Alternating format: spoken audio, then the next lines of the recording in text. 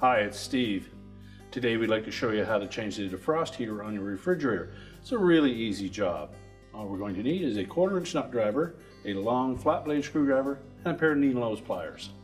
Let me show you how we do it. Now before we begin this repair, the first thing we'll need to do is to disconnect power to the refrigerator. So pull it forward enough that you can unplug it, or locate the electrical panel and turn off the appropriate breaker or remove the appropriate fuse.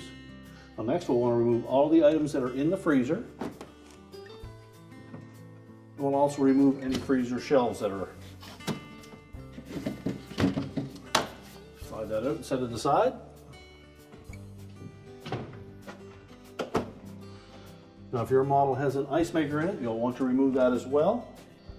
And if not, we can go ahead and just remove the evaporator cover and the bottom panel as well. We'll start with the upper corner and remove that single screw to disconnect the ground wire.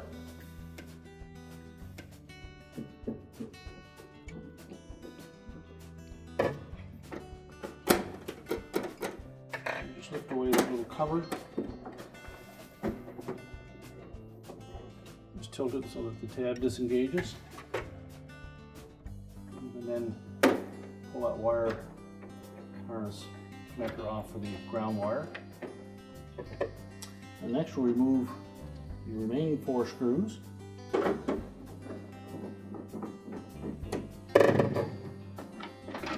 2 longer ones on the bottom on this model, and then 2 short ones on the back wall.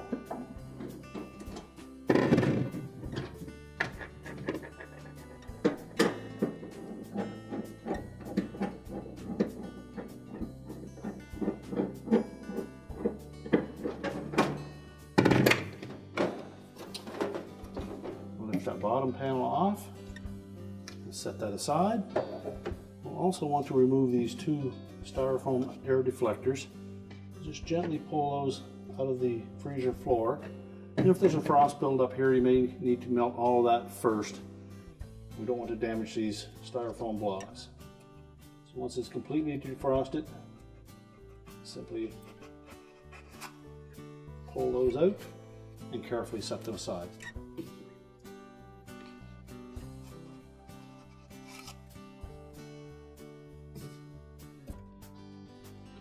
And then tilt that evaporator cover forward and lift it out.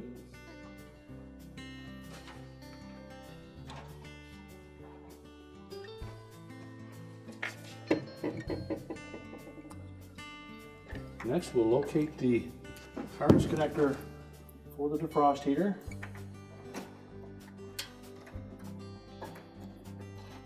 There's a little locking tab on one side of that connector. Just lift up on it and then separate it. We'll also need to connect.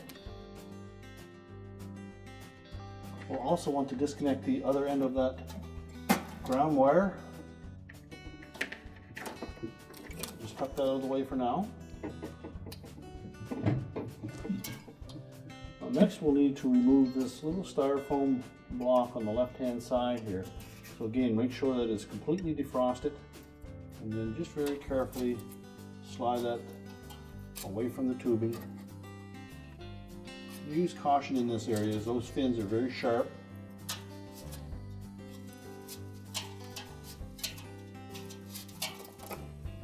And set that aside so we can reuse it later. Now the heater comes down this left side and then right across the bottom of the evaporator. And it fits into some slotted openings in that end panels on that evaporator frame. And you'll need to bend that metal out of the way so that we can pull that element out. Now next we'll need to move these metal brackets to release that element. So the longer tab, we're just going to tilt it forward away from the element. And there's a shorter one in behind that we'll need to reach in and push out of the way. And it's probably easier to do that with a flat blade screwdriver.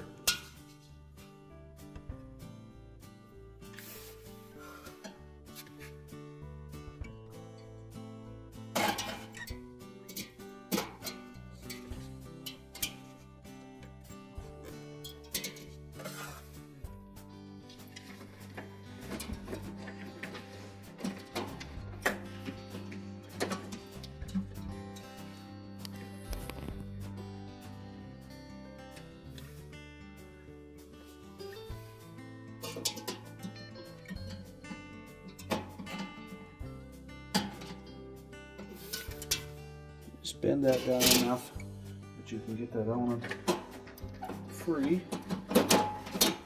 Do the same on the opposite side.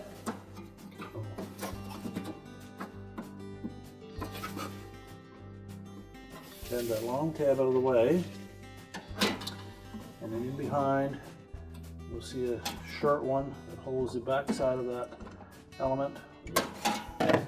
Bend that down enough that will free the element. Now that we've freed up the ends of the element from the mounting brackets, we can pull that element away from the housing. So just tilt it forward, and also pull this little strap out of the drain hole.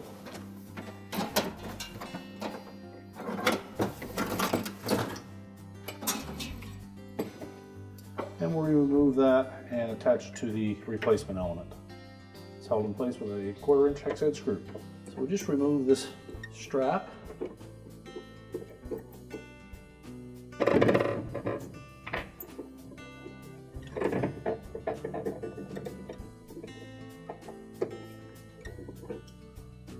Slide it off the old element, and we can then discard that old element. And we'll attach that strap to the new element.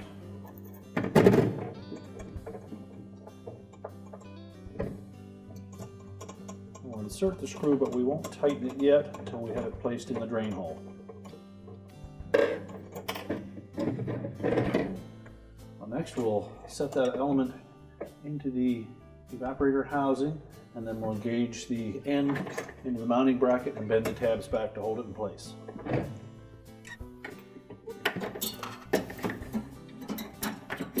Tuck the element under the bottom.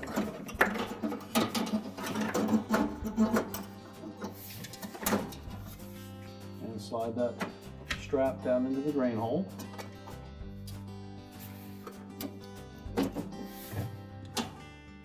And then we'll hook the pass at the back inside of those metal tabs.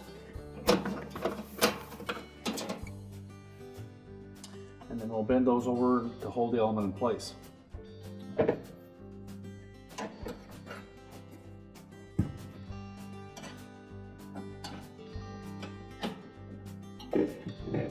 You can reach it with your needle nose pliers. Just reach in.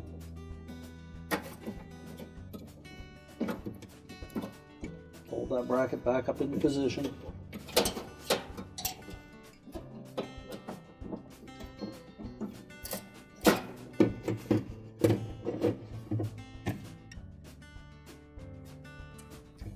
Do the same for the opposite side.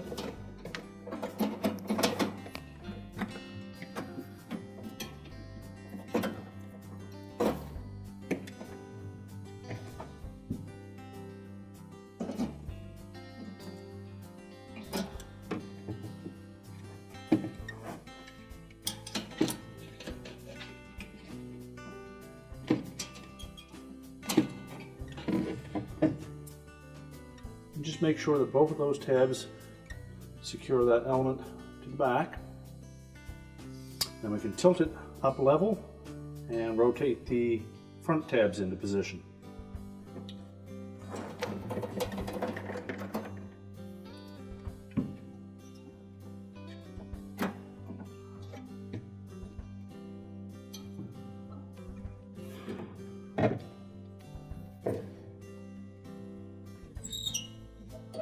Just fold them straight back so that their element sits on top of it.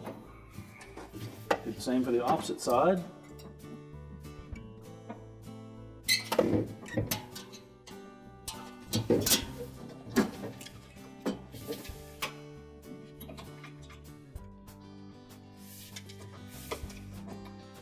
Once we have that positioned properly, we can tighten that screw on the strap. Just hold it steady while you tighten it.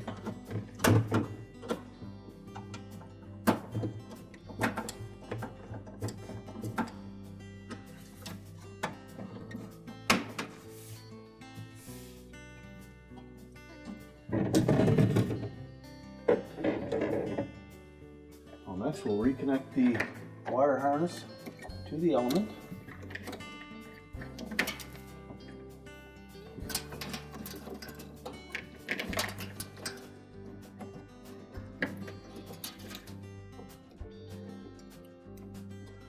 Line up the locking tab, press it firmly into place to make sure that tab engages.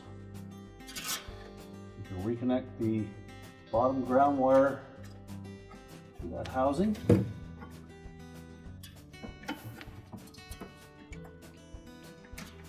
And tuck the wire in out of the way.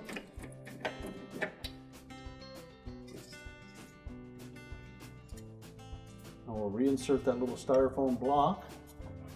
We'll do that on the second pass down.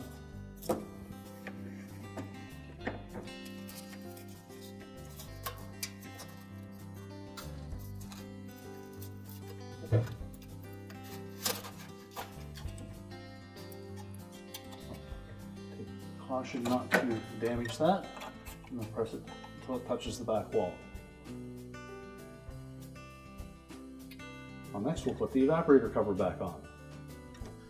Now when putting the cover in, we'll tilt it in bottom first, line it up over the air duct.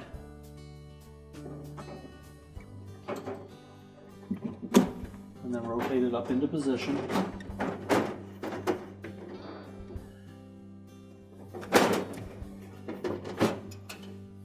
And carefully line up the two holes by the fan mounting bracket. And then you may need to reposition those little metal tabs at the bottom to line up for the lower plate.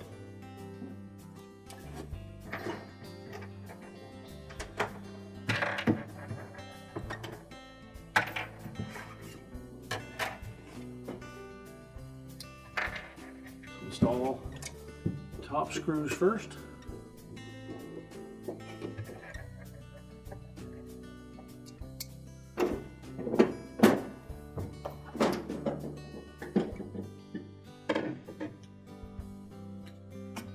We'll set the little styrofoam air deflectors back into their openings. Make sure they're fully inserted and use caution, they're delicate.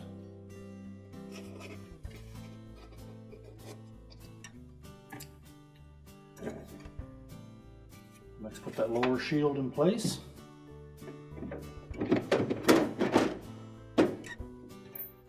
And install the long screws to hold that.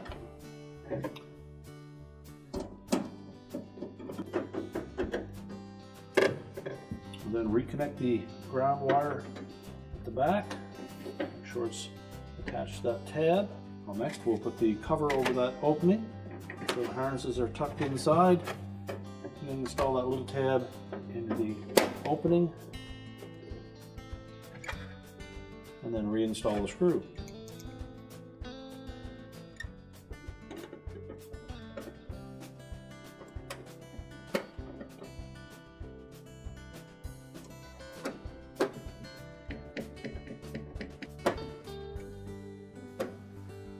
Now put the shelf back in.